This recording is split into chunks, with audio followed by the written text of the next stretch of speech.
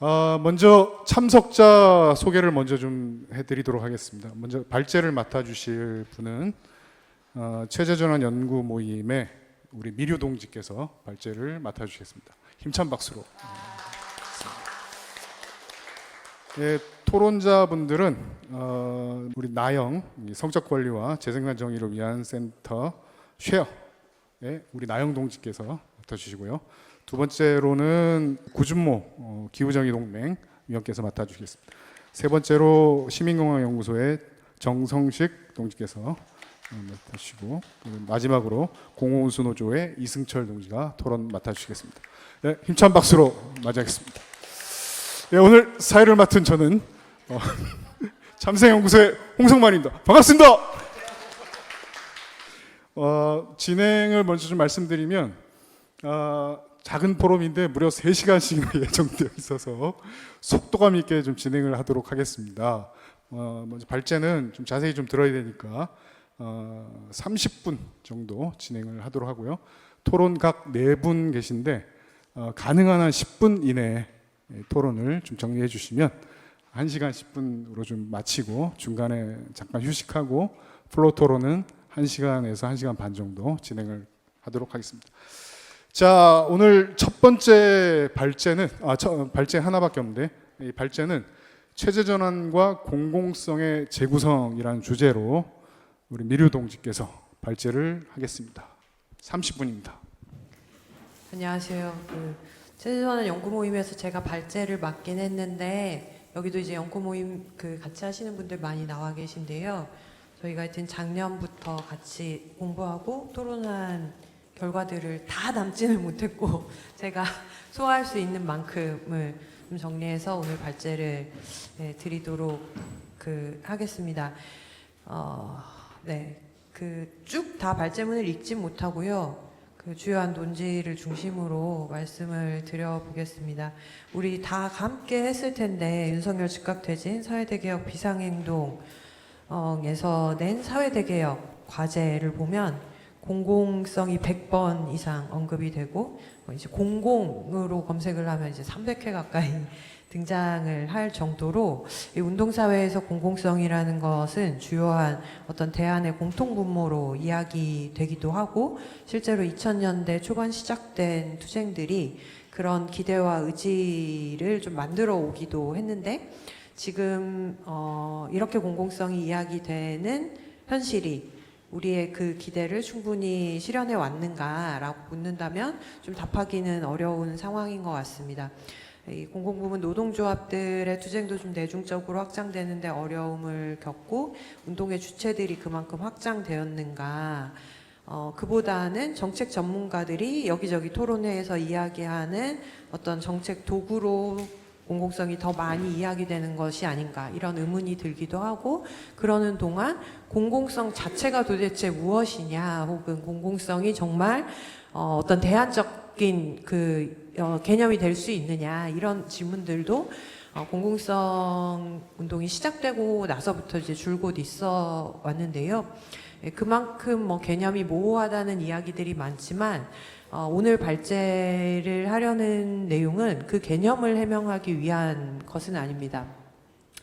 오히려 이 공공성이라는 것이 자본주의 체제에서 언제나 그 실현이 불완전할 수밖에 없고 계급 역관계에 따라 변화한다는 점에서 개념을 해명하는 것보다 이 개념을 더 의미 있는 방향으로 만들어 가기 위한 운동의 가능성을 어디에서 찾을 것인가 라는 질문을 좀 같이 나누고 싶었고요. 그래서 결국 그 질문은 누구와 함께 운동을 만들어 갈 것인가로 요약될 수 있다고 생각합니다. 그래서 이 글에서는 공공성 운동을 모두의 삶의 필요가 충족되는 질서를 가질 권리투쟁이라는 어떤 잠정적인 그런 정의를 만들고, 그런 관점에서 이제 좀 접근을 해보려고 하고 있습니다. 그걸 위해서 이 공공성이라는 것이 신자유주의에 대한 대안 개념이기만 한 것이 아니라 자본주의 체제와 함께 파괴되기 시작한 것으로 좀 재위치시키고, 신자유주의가 만들어낸 이 공공성의 파괴를 좀 정치적 주체를 불가능하게 만든 기획이라는 측면에서 조명하면서 공공성 운동의 쟁점을 확장하고 그 과제를 찾아가 보려고 합니다. 그래서 공공성이 어떻게 파괴되어 왔나부터 살피려고 하는데요. 우리가 흔히 이제 신자유주의가 공공성을 파괴했다고 연상하기 쉽지만 이 공공성은 자본주의 체제와 함께 파괴되기 시작했다. 대표적으로는 자본의 시초 축적 과정이 어땠는지를 떠올려 보면 알 수 있고 그 이후에 많은 이론가들이 제기한 것처럼 사실은 자본이 확장하는 모든 시대와 장소에서 그런 폭력적인 시초 축적이 이루어지기도 했는데 그것은 바로 공유지와 공유 자원을 사적인 교환 관계로 편제하고 그 공유된 세계에서 가능했던 상호 의존의 실천과 관계를 파괴해 왔다는 점에서 이 자본주의 체제와 함께 공공성이 파괴됐다는 점을 환기할 필요가 있을 것 같습니다. 그럴 때 이제 한국 사회에서는 어떠했는가? 사실 한국 사회는 이제 일제 식민지 치하에서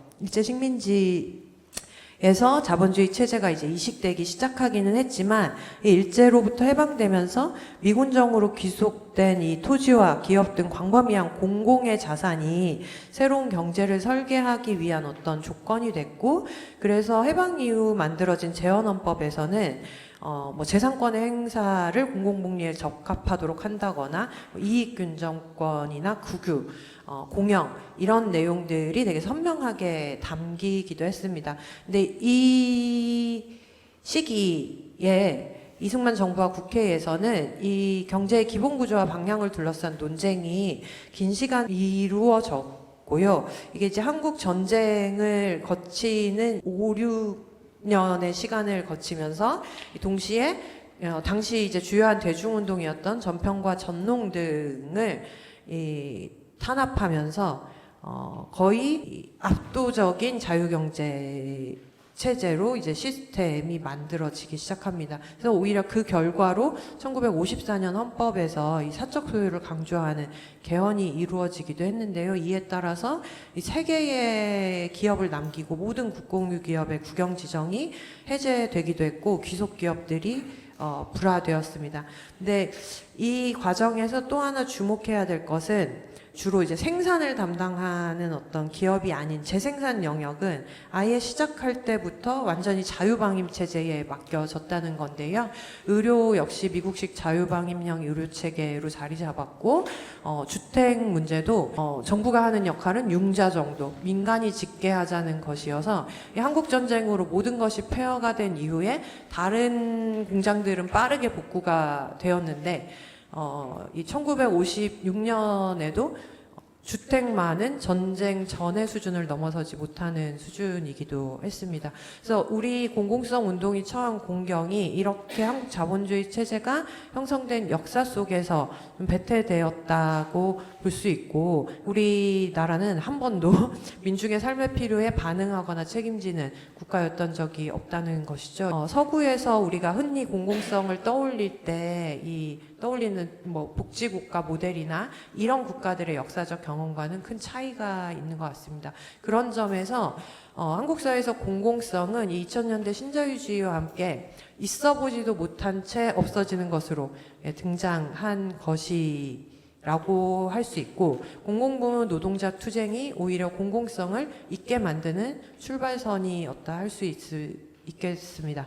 근데 이 공공성 운동이 폭발적으로 터져 나온 것과 거의 동시에 혹은 그것보다 빠른 속도로 신자유주의적 주체화가 이루어지기도 했는데요.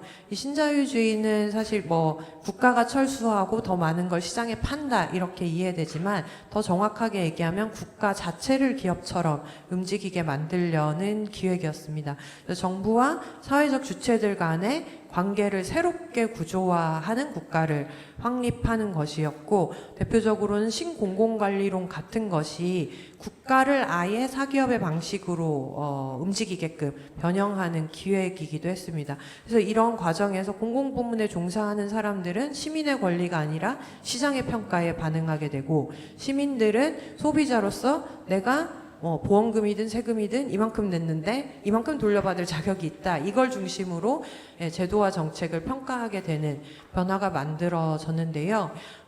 이런 관점에서 2000년대의 투쟁을 보면 공공부문 노동조합은 민영화를 자초시키는 투쟁에 성공했지만 실제로 공공부문의 성격을 바꾸어내는 투쟁으로까지 나아가지는 못했던 것 같습니다. 당시에 이제 민영화 저지 투쟁도 대표적으로 이제 발전노조 파업이 한전의 분할 매각을 막아냈긴 했지만 다른 방식으로 이제 에너지 부문의 민영화가 지속되기도 했고요. 민영화라는 방식이 아니라 외주화라는 방식을 통해서 아예 이 공공의 업무 자체를 자회사든 아니면 하청이든 이런 방식으로 흩어놓는 이런 방식으로 새롭게 이제 구조화되는 이런 기획들이 이루어지기도 했고, 이 문제는 주로 이제 하청이라든지 자회사와 같은 비정규직 고용 형태의 확산이라는 측면에서 조명되어 왔지만 이게 사실은 공공성을 파괴한 어떤 기획이었다는 점도 기억할 필요가 있을 것 같습니다. 이런 과정에서 이 공공부문 노동조합도 이 공공부문 성격이 변형하는 것을 점점 더 좀 노동조합에 관심 받게 두게 되고 이런 과정이 사실은 이 노동조합도 신자유주의적 주체화로부터 자유롭지 않게 되는 과정을 보여준다고 할 수 있을 것 같습니다. 또 이 2000년대는 한국 사회에서 뭔가 사회 서비스라는 개념, 국가가 돌봄과 관련된 여러 이제 서비스들을 책임지고 공급하는 것처럼 제도들이 만들어지기 시기였는데 기본적으로 민간이 서비스를 공급하게 하고 국가는 재원을 마련해서 비용을 지원하는 방식. 그래서 결국은 주요한 주체들이 시장을 통해서 만나게 하는 방식으로 이제 구조화됐는데요. 이런 과정에서 시민은 정책 개선을 위해서 정부와 싸우는 게 아니라 실제로 서비스를 제공하는 노동자나 그 서비스를 공급하는 기관과 싸우는 개인이 되기도 했습니다. 이런 것이 이제 민간의료보험이라든지 아니면 주택에서 주요한 어떤 권리 요구가 임대인과 임차인 사이의 사적 관계로 변형된다거나 하는 과정에서도 이제 드러나고요. 결과적으로 이것은 이 자본의 이윤 축적을 위해서 재생산 책임을 이제 개인과 가족에 떠넘기는 것은 계급적 쟁점인데 이것이 돌봄 책임을 전가당한 노동자와 그 돌봄 노동을 수행하는 노동자 사이의 계급 내 갈등으로 전환되는 결과를 낳았다고 할 수 있습니다. 그러므로 이 공공성의 파괴의 가장 그 심각한 결과는 집합적 주체로서의 민중이 사라지고 투자자이거나 공급자이거나 소비자인 개인들만 남은 사회라고 할 수 있겠습니다. 그럴 때 우리가 다시 공공성을 이야기하기 위해서 민주주의라는 쟁점을 거쳐갈 필요도 있을 것 같은데요. 한국 사회에서 이 공공성은 되게 민주주의와 갈등하는 것으로 다뤄지기도 했거든요. 이것은 이제 신자유주의 논리가 이제 87년 이후 권위주의적 국가를 개조하려던 민주화의 논리와 이제 묘하게 맞물렸던 탓인데 이것이 실제로 2000년대 이제 발전사업 민영화를 추진하던 때에나 아니면 이제 교육 부문에서도 이 공공성이 마치 이제 국가의 권력을 강화하는 것처럼 왜곡된 구도가 만들어지기도 했고 공공성이 국가주의로 오인되기도 했습니다. 근데 실제로 이런 국가냐 시장이냐라는 단순한 구도는 현실에서 한 번도 그런 식으로 구도가 형성됐던 적은 없는데요. 일례로 전력 산업을 보면 1920년대의 이 전기 공영화 운동은 민중의 전기요금 인하 운동으로 시작됐는데, 그러니까 민간 기업의 독점에 반대하는 공영화 운동이었죠. 근데 실제로 이제 해방 이후 이루어진 국영화는 무엇이었냐면 전기회사가 너무 경영난을 겪어서 전력을 계속 공급하기 위한 목적으로 국가가 이 공사가 아닌 것으로 했던 이 전기 3사를 다시 통합해서 한국전력 주식회사를 발족시키는, 즉 자본의 안정적인 전력 공급을 목표로 하는 이런 국영화였던 것이거든요. 그래서 이 과정에서 필수적인 전력 공급이 주택에 이루어지기도 했을 뿐이고, 예로 이제 강남 개발 과정을 보면 강남의 전력을 공급하기 위해서 이 소양감댐을 건설하고 당시 2만 명이 수몰민으로 강제 이주를 당하기도 했는데, 이 당시 주택 정책이 어땠는지를 같이 살핀다면 이것이 절대로 서울 시민을 위한 정책이 아니라 단지 이 도시를 개발하기 위한 전력 공급이었다는 것을 또 알 수 있습니다. 그런 점에서 공공성 운동을 자본을 위해 존재했던 국가를 이제 민중을 위한 국가로 개조하는 민주주의 투쟁으로 다시 인식하자라는 것이 이제 오늘 발제에서 드리는 제안이자 주장이고요. 민주주의라는 것은 국가를 상대로 하는 어떤 자유권 투쟁이거나 이런 것이 아니라 국가라는 관계 속에서 통치자와 피통치자의 일치를 이루려는 기획이라는 점에서 이 공공성 운동을 우리 스스로 삶의 필요를 충족하기 위한 질서를 우리가 함께 만들어가고 책임질 수 있게 하자는 그런 운동으로 만들어 가야 할 것 같습니다.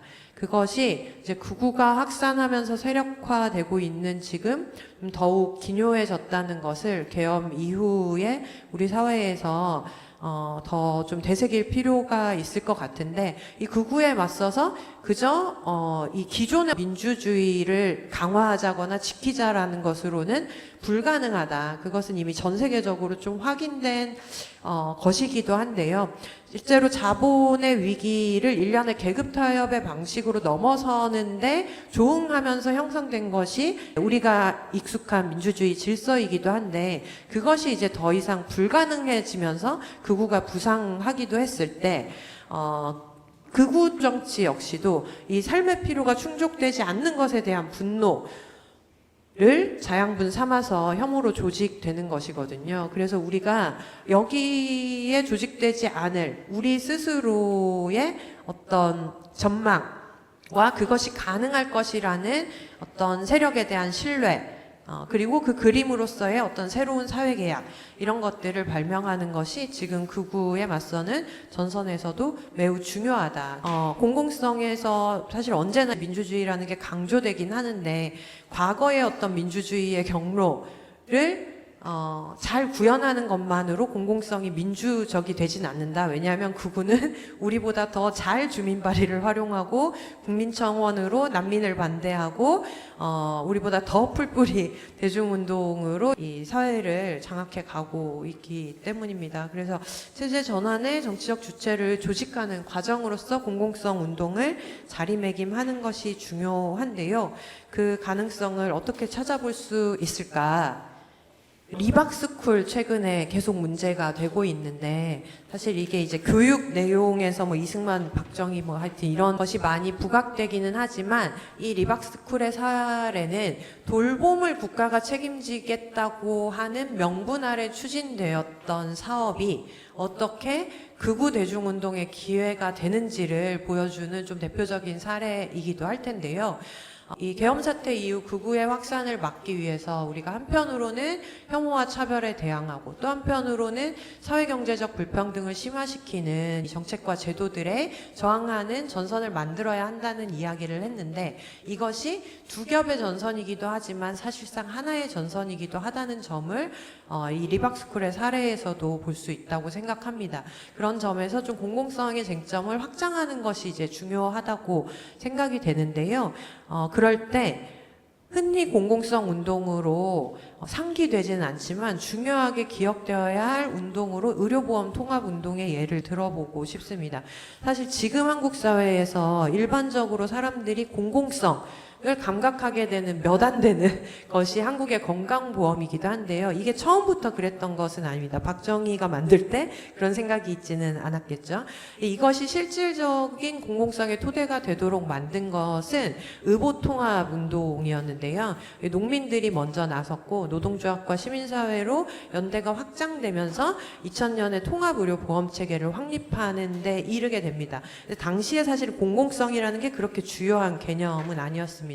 농촌이 여전히 이제 보건의료 접근성이 개선되지 않는데 우리는 이렇게 보험료를 많이 내야 된다. 이런 부조리에서 촉발된 이제 격렬한 운동이 이 보험 제도의 의미를 다시금 환기시키면서 이 공공성이라는 것이 자연스럽게 자리 잡을 수 있게 만들었고 그래서 그 이후에 공공의료와 무상의료 운동으로 발전하게 되기도 했는데요. 그것의 또 다른 현대적 버전으로 동성배우자 피부양자 인정판결 시절을 짚어볼 수 있을 것 같습니다. 이제 모두 어떤 판결이었는지는 아실 것 같은데요. 이게 성소수자 차별이라는 쟁점을 통해 공공성의 의미를 재확인하는 계기가 되기도 했다. 이게 건강보험 피부양자를 인정해야 되는 이유의 핵심은 건강보험공단이 기본권 보장의 수범자였기 때문이거든요. 그리고 이때 이제 이 다수 의견, 대법원의 다수 의견에 반대했던 의견 중 하나를 좀 살펴보면 이 건강보험과 같은 공적 부양은 사적 부양을 보충하는 의미를 지니는데 이것까지 뭐 다 해줘야 되냐 이런 이야기를 했거든요. 근데 이게 이제 사실 정확하게 공공성의 쟁점이기도 하죠. 왜냐하면 우리는 공적 부양의 기초를 단단하게 만들어서 사적 부양이 자유로운 관계 속에서 가능하도록 하려는 것이기 때문이죠. 그런 점에서 이런 투쟁들이 공공성 운동으로 서로 가로지르는 게 이제 중요하다고 생각이 듭니다.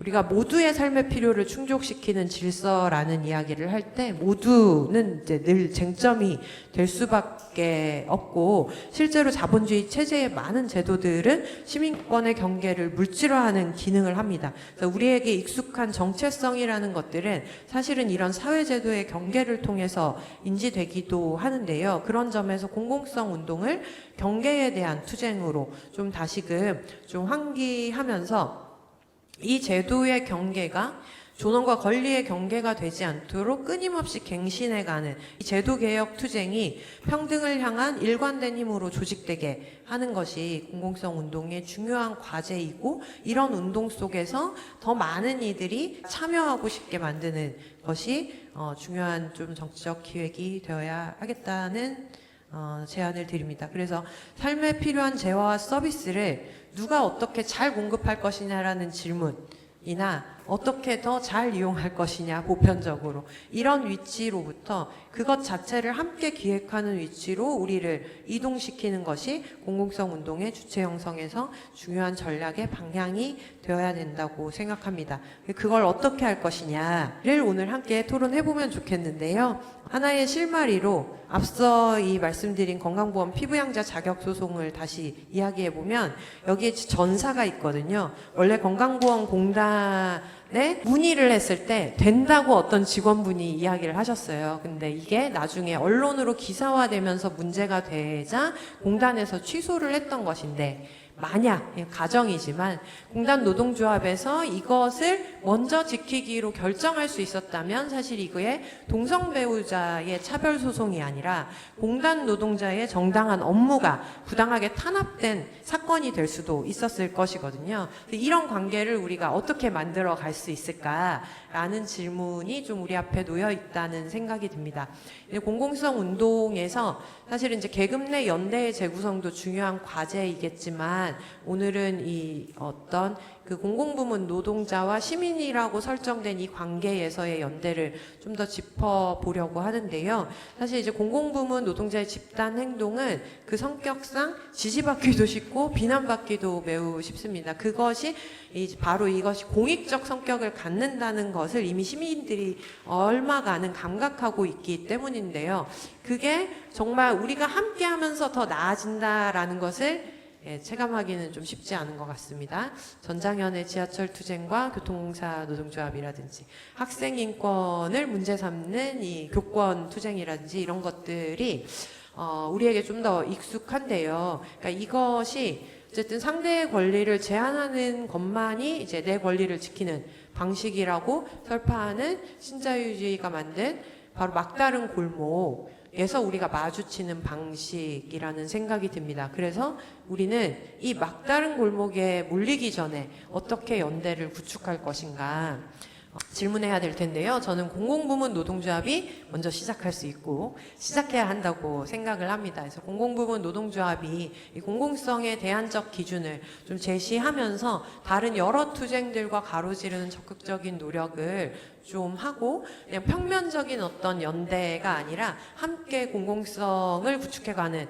과정에서 이 공공부문 노동자가 수행하는 어떤 노동의 의미를 공공기관에 의해서 평가받는 것보다 먼저 사회적으로 인정되게 하는 이런 과정을 또 함께 만들어가면 좋을 것 같고, 이 공공성에 연루된 수많은 집단들이 있는데요. 이 운동들에서도 이 노동자의 조직된 민주적 힘이 공공성을 지키는데 관건이라는 점을 좀 더 살피면서 함께 좀 나아가기 위한 고민들을 먼저 해나갈 필요가 있을 것 같습니다. 그러니까 이런 과정에서 좀 공공성 운동이 이 신자유주의라는 정치적 기획에 맞서는 정치적 운동이 되어갈 수 있도록 함께 만들어가 보자는 제안이 오늘 이 토론회의 핵심적인 문제 의식이기도 한데요. 실제로 계급 구조가 변동하는 과정에서 노동운동이 세상을 바꾸는 정치의 주체가 될 수 있는가 의문이 제기되기도 하고, 또 한편으로는 기존의 사회개혁이 무너지면서 이 민중의 불만이 훨씬 더 다양한 이슈로 이제 터져 나오는데, 이런 문제가 다르지 않고 우리가 노동자로서 함께 이 문제를 풀어나갈 수 있다라는 것이 공공성 운동 안에서 좀 확인될 수 있도록, 그래서 공공병원 요구가 장애인에게도 설레고, 언론 공공성 요구가 언론 공공성이 되는 만큼 언론에서 혐오 표현이 사라지겠구나 라고 성소수자들이 알 수 있게, 그리고 공공임대주택을 확대하자는 것이 이 노동조합에게도 청약 저축에 가입하는 것보다 훨씬 의미 있는 요구라는 것이 좀 느껴질 수 있게 서로의 운동을 접합시켜 가야 할 것 같습니다.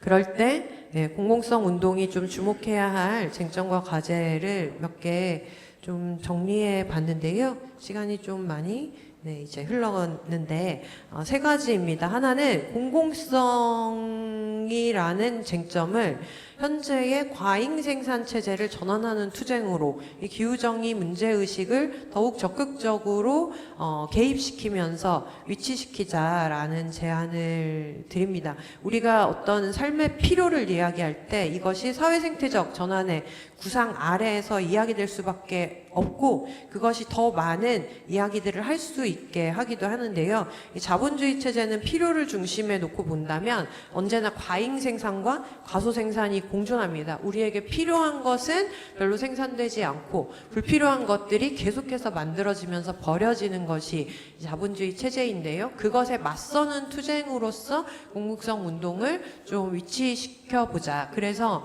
이것이 다만 어떤 좀 덜 생산하자, 덜 소비하자가 아니라 생산의 목적을 바꾸자, 그리고 생산과 재생산의 경계를 허물자라는 의미로 좀 나아갈 수 있게 하는 방법을 함께 고민해 보면 좋겠습니다. 그리고 이 과정에서 어떤 이 공공성의 실현을 위한 제도 개혁이라는 것은 늘 한계가 있을 수밖에 없겠지만, 그 한계를 넘어서는 어떤 정치적 분기점이 되게 할 투쟁들을 또 함께 전략적으로 만들어갈 필요가 있을 텐데, 공공재생 에너지 투쟁이 그런 투쟁이 된다면 얼마나 좋을까 하는 기대도 담아 보았습니다. 두 번째는 지역 정의를 실현하는 투쟁이어야 한다는 것인데요. 이 지방 소멸이 여기 계신 모두들 걱정할 것이고, 아마 이 신자유주의 정부에서도 매우 중요한 이슈로 벌써부터 지역을 순회하면서 이렇게 타운홀 미팅을 하고 있던데요. 이 문제를 조금 더 이 공공성이라는 관점에서 잘 다룰 필요가 있을 것 같습니다. 사실 이제 한국의 이 지역 격차는 세계적으로도 심각한 문제인데요. 이게 서울대 지방의 문제로 많이 이야기되어 왔던 것 같습니다. 하지만 이것이 자본을 위해 국가가 지역을 어떻게 재편해 왔는가라는 관점에서 볼 필요가 있는데, 해방 이후에 아예 노골적으로 농촌을 수탈한 것이든, 아니면 국가가 주도해서 경제 발전을 하기 위해서 핵심 인프라는 수도권에, 이 생산단지는 동남권에 이렇게 만든 계획이라는 방식이든, 아니면 이제 더 이상 적극적으로 개발을 추진하지는 않지만 규제를 풀어서 여기 오세요라는 방식으로 이 반도체 배터리 생산 공장을 끌어들인 것이든, 어쨌든 자본을 위한 국가가 벌인 일인데요. 이 과정에서 재생산 인프라를 구축하려는 노력을 전혀 하지 않았기 때문에 자본이 이 자신의 목적에 따라 지역을 떠나거나 들어갈 때마다 이 교통과 의료와 교육 등 이제 온갖 문제들이 발생하게 되고 자본이 떠나면 사람들도 떠날 수밖에 없는 구조들이 만들어졌습니다. 이 문제를 지방분권을 강화하자라는 방식으로 이야기하는 것은 이미 이제 신자유주의 정부들에서 해온 것이 별 효과를 내지 못하고 오히려 지역 개발에 정치를 부추겼을 뿐이라는 점에서도 확인이 되는데, 실제로 지방분권 주장은 그 의도가 어땠거나 지방 정부조차도 기업처럼 움직이게 만드는 신자유주의적 기획이 되었다는 점을 기억할 필요가 있을 것 같습니다. 그러니까 그런 점에서 지역 정의 관점을 도입하자는 것은 전국적 수준에서 공공성이 구축될 때 지역 정의가 가능하다는 인식을 우리가 좀 더 할 필요가 있다는 것입니다. 이제 자치와 자급 이런 것들이 이제 공공성 운동에도 매우 중요할 텐데, 이 자급자족의 핵심은 착취와 수탈로 급을 하고 족이 이루어지는 것은 권력과 자산에 따라 이런 구조를 바꾸자는 것이잖아요. 그러니까 그런 점에서 공공성의 다른 이름이기도 할 텐데, 그럴 때 이게 공공성 운동이 되려면 그 자급자족의 경계를 확장시키는 것이 오히려 우리의 길이어야 한다는 점을 기억할 필요가 있겠다는 생각이 듭니다. 근데 한국에서 어쨌든 이 지역 부정의가 예를 들면 북반구 남반구 문제를 얘기하는 만큼 운동들 안에서 익숙하게 이야기되지 않는다는 점에서 조금 더 강조될 필요가 있겠다는 생각이 듭니다.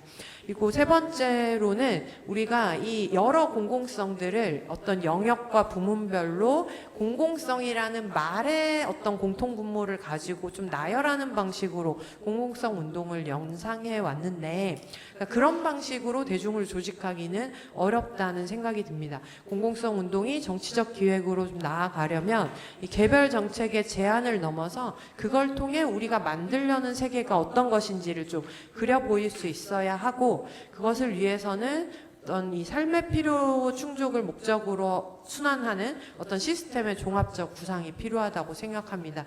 그걸 오늘 사회를 맡기도 하신 홍성만 님이 열심히 고민을 하시기도 하는 공공경제의 구상으로 잘 함께 만들어 가보면 좋겠다는 제안이고요. 이 공공경제는 이미 어떤 우리 안에 그 부문으로 존재하는 공공의 영역을 넘어설 필요가 있다. 우리가 의료 공공성을 얘기할 때 건강보험을 어떻게 할지만 고민할 수 없다. 훨씬 많은 자원이 지금 민간의료보험으로 쏠리고 있고, 그 민간보험 시장에 쏠리는 그 재원들이 훨씬 더 의료 서비스를 왜곡할 뿐만 아니라 불평등을 강화하고 있다는 점들을 함께 보면서 그 돈을 우리가 어떻게 우리 걸로 쓰지, 이 고민도 함께 하자는 이야기입니다. 그리고 이것은 단지 국가가 더 재정을 써라 라는 요구로 그칠 수가 없고요. 어떤 목적으로 기능하도록 그 돈을 써야 되는지, 이런 이야기들도 좀 함께 할 필요가 있겠습니다. 그래서 이런 운동을 좀 우리가 윤석열 파면투쟁의 광장을 이어가는 어떤 민주주의를 갱신하는 투쟁의 핵심으로 평등의 전선을 세울 어떤 핵심적인 실마리로 공공성을 삼으면서 이 운동을 확장할 전략들을 함께 만들어 가면 좋겠는데요. 저희 연구 모임에서 토론할 때 공공성을 우리가 발명해야 할 미래의 공산주의라고 말해보자, 이런 제안이 있었는데, 이 말 들으면서 그런 생각을 했습니다. 어쩌면 이제 자본주의 체제가 아무리 파괴하려고 해도 끝내 사라질 수 없는 어떤 운동의 이름일 수도 있겠다. 왜냐하면 우리가 인간인 한 지울 수 없는 상호 의존의 감각이 있기 때문일 텐데요. 우리가 만들려는 어떤 해방 세상은 그 상호 의존을 끊어내는 것이 아니라 우리의 힘으로 우리가 주도하여 조직하는 것으로부터 가능해질 것이라는 생각을 하면서 이런 세상을 만들고자 하는 정치적 주체들을 규합하는 세력화의 경로로 공공성 운동이 자리 잡을 수 있기를 기대하며 발제를 마치겠습니다. 감사합니다. 예, 말씀 잘 들었습니다. 내용이 사실 좀 방대한 셈인데요. 약간 정리를 해보면은 이 공공성이 이제 자본주의와 신자유주의 체제 하에서 파괴되어 왔으나 결국 이제 모두의 삶의 필요를 충족시키기 위한 질서로 좀 재구성되어야 된다라는 그런 말씀들을 해주셨고, 그리고 이 모두의 삶의 필요가 충족되는 질서를 가질 권리 투쟁이 바로 이제 공공성 운동이다라는 말로 좀 요약을 할 수 있을 것 같습니다.